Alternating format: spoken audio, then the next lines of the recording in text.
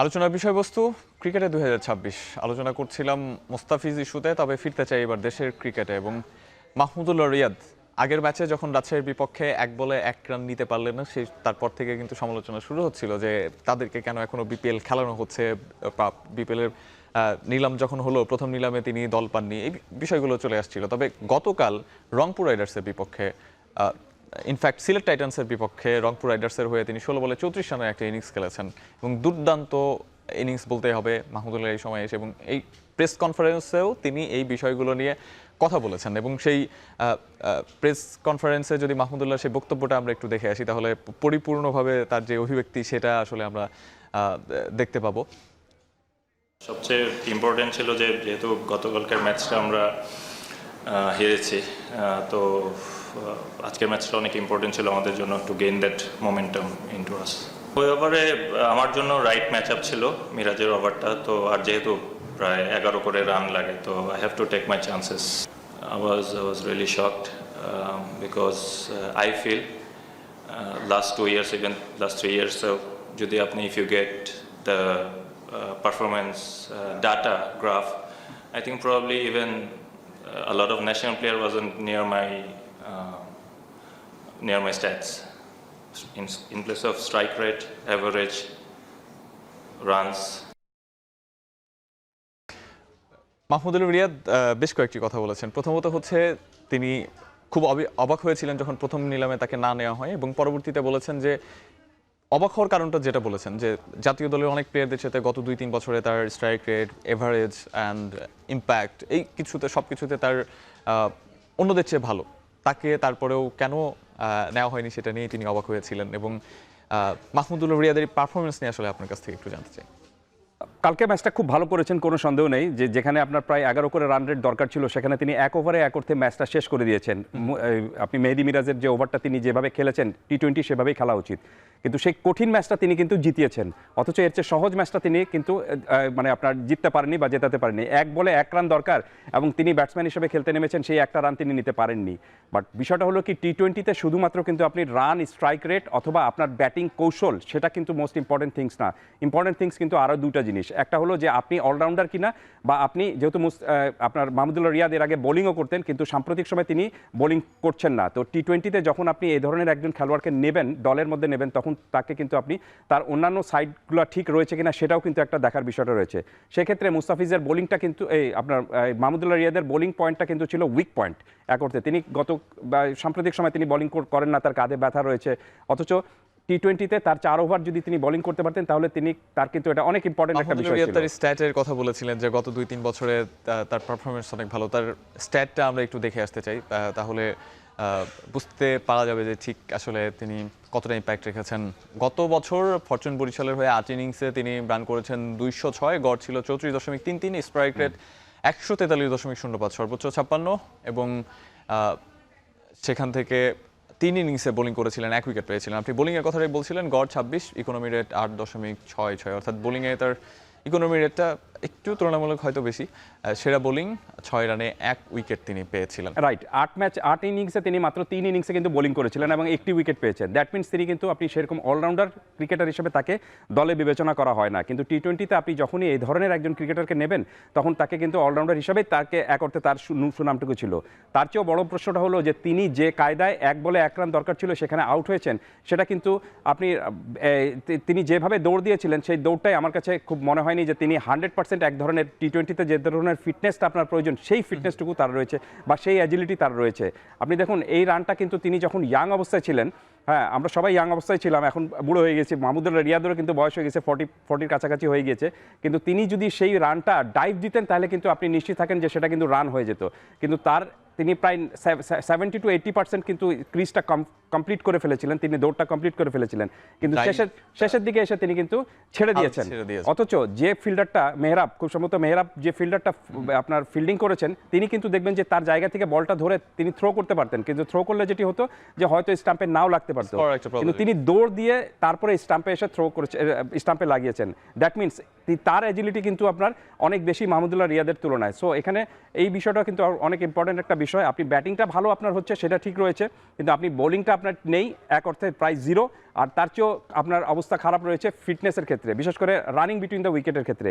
আমি শেষ করছি আরেকটা ছোট্ট দিয়ে, যে 1 বলে 1 রান যদি কোনো ক্রিকেটার না করতে পারে এবং তিনি যদি পিওর ব্যাটসম্যান হিসেবে খেলেন, তাহলে কিন্তু দিন শেষে প্রশ্নটাই আসবে। তবে মাহমুদুল্লাহ রিয়াদ সেই 1 বলে 1 রান না করার দুঃখটা পুষিয়ে দিয়েছেন পরের ম্যাচে দুর্দান্ত ব্যাটিং করে।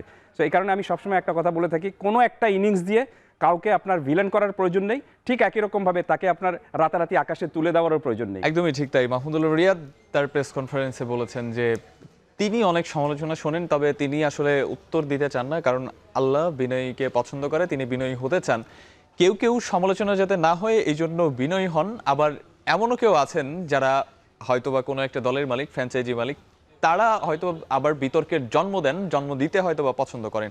আমি বলছি সিলেট টাইটান্সের যিনি দলটার যিনি উপদেষ্টা ফাহিম আল চৌধুরীর কথা। তিনি গতকাল একটা স্ট্যাটাস দিয়েছিলেন এবং স্ট্যাটাসের প্রেক্ষিতে সাংবাদিকরা কিন্তু তার সিলেট টাইটান্সের সংবাদ সম্মেলন বয়কট করেছিল। তিনি যেটা লিখেছেন, আমরা লেখাটা দেখতে পাচ্ছি যে অন্তত আমি তো কিছু ভিউ ব্যবসায়ীকে দুমুঠো ভাত জোটানোর সুযোগ করে দিয়েছি, এবং ওদের একটাই চাকরি নেগেটিভ কথা ছড়িয়ে ভিউ কামানো, এবং পজিটিভ করলে তো পেটই চলবে না।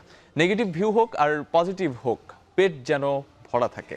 এই কথাটা একজন ফ্র্যাঞ্চাইজি মালিক যিনি দলের সাথে সম্পৃক্ত, গণমাধ্যমে আসছেন, কথা বলছেন, তার দলটা মাঠে খেলছে, তিনি কি আসলে এই ধরনের কথা বলতে পারেন কিনা?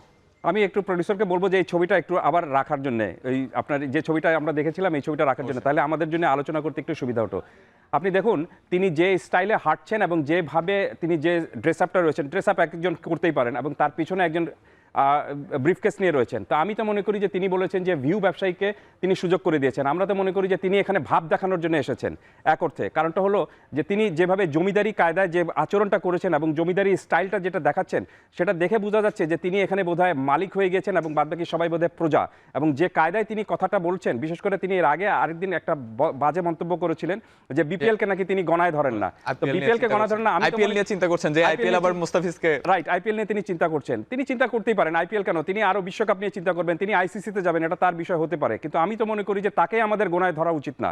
কারণটা হলো যে, এবং ক্রিকেট বোর্ডের উচিত, ক্রিকেট বোর্ডও কিন্তু আপনি একটা দুর্বলতার পরিচয় দিয়েছে। ক্রিকেট বোর্ডের উচিত যখনই আপনি এই ধরনের ফ্র্যাঞ্চাইজি এক ধরনের বাজে মন্তব্য করবেন এবং পুরা বিপিএল সম্পর্কে, তিনি অবশ্য পরে দুঃখ প্রকাশ করেছেন যে এই বিষয়টা তিনি বলতে চাননি, এইভাবে কথাটা বলতে চাননি। স্ট্যাটাস তো এখনো ডিলিট হয়নি, স্ট্যাটাস এখন পর্যন্ত কিন্তু আছে। রাইট, এটাই আমি বললাম যে ক্রিকেট বোর্ডের উচিত ছিল যে তার কাছ থেকে এই ব্যাখ্যাটা চাওয়া। একজন ফ্র্যাঞ্চাইজি হওয়া মানেটা যে তিনি জমিদার হয়ে গেলেন বা তিনি পুরো দলটা কিনে ফেললেন এবং বাদবাকি সবাই প্রজা রয়েছে, আমি টাকা খরচ করছি, এই ভাব দেখানোর একটা টেন্ডেন্সি তার মধ্যে চলে এসেছিল।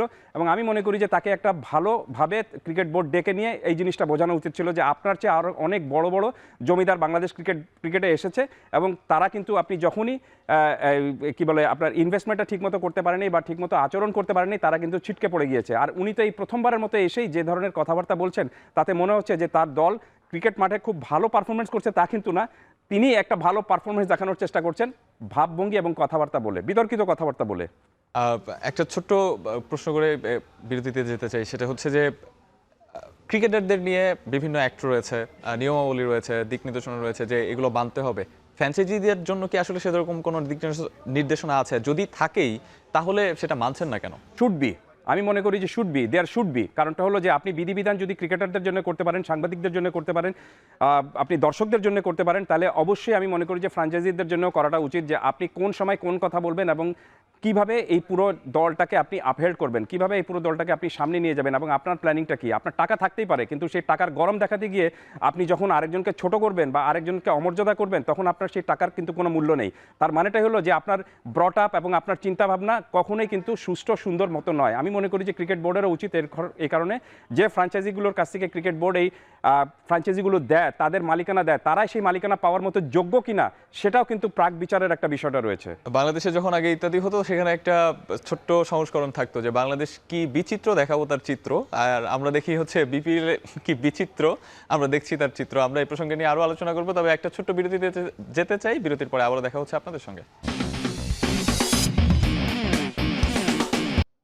আমাদের আলোচনার বিষয়বস্তু ক্রিকেটে 2026। আলোচনা করছিলাম মাহমুদুল্লাহকে নিয়ে, এবং মাহমুদুল্লাহর প্রসঙ্গটা যখন আসলো তখন অবধারিতভাবে একটা নাম চলে আসছে, রিপন মণ্ডল।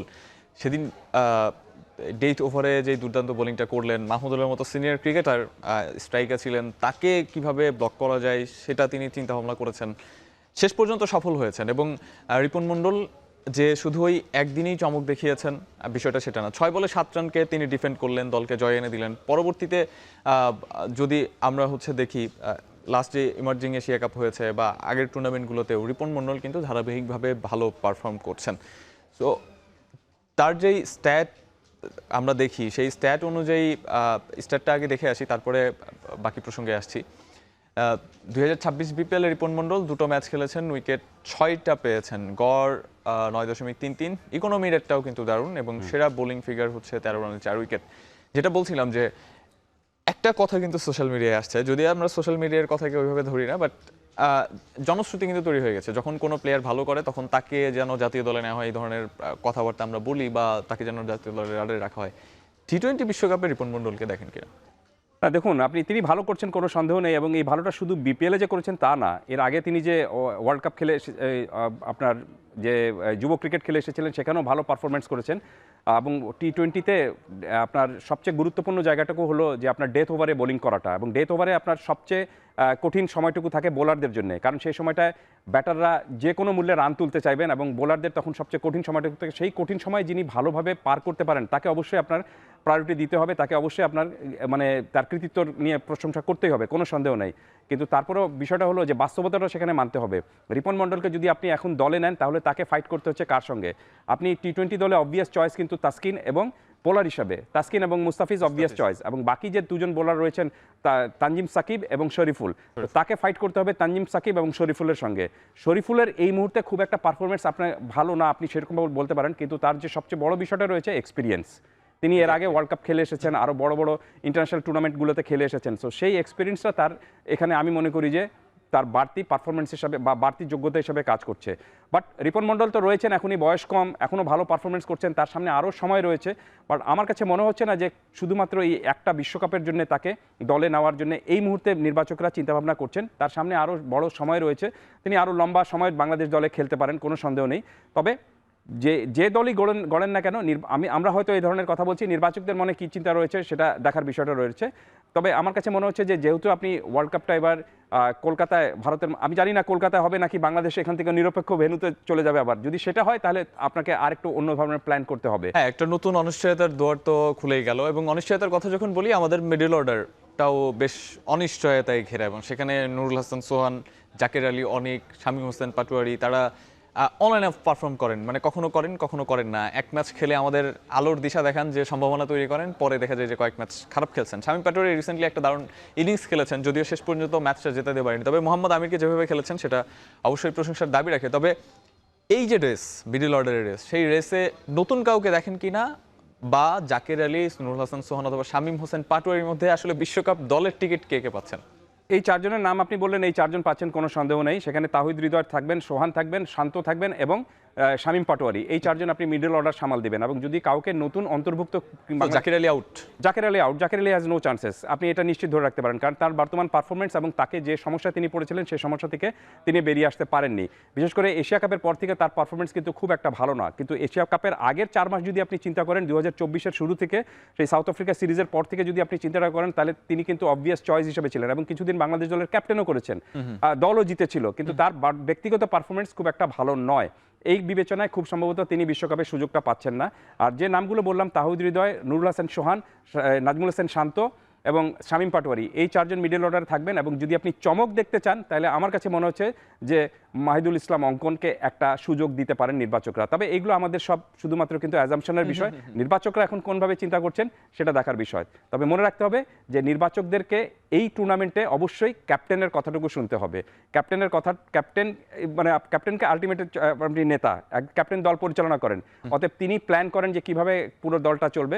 সো ক্যাপ্টেনের সিদ্ধান্তটুকু নির্বাচকদেরকে একটু মাথায় রাখতে হবে। লিটন কুমার দাসকে আমরা বিভিন্ন সময় দেখেছি যে কখনো ওপেনিংয়ে ব্যাট করছেন, কখনো মিডল অর্ডারে ব্যাট করছেন, কখনো একটু নিচে নামছেন। টি-20তে যদিও উপরের দিকেই সাধারণত তিনি থাকেন, তবে বাংলাদেশের যে প্রেক্ষাপট, মানে আপনি শুরুর দিকে এই 2-3 জন কিন্তু top order batter, Liton Das যদি আবার উপরে চলে যান সেক্ষেত্রে ব্যাটিং অর্ডারে একটা ব্যত্যয় করতে পারে। কিন্তু লিটন কুমার দাস যখন ওপেনিং ব্যাটার হিসেবে খেলেন টি-20-তে আমরা দেখেছি যে সেখানেই তিনি তুলনামূলকভাবে সাফল্য কিন্তু বেশি পাচ্ছেন।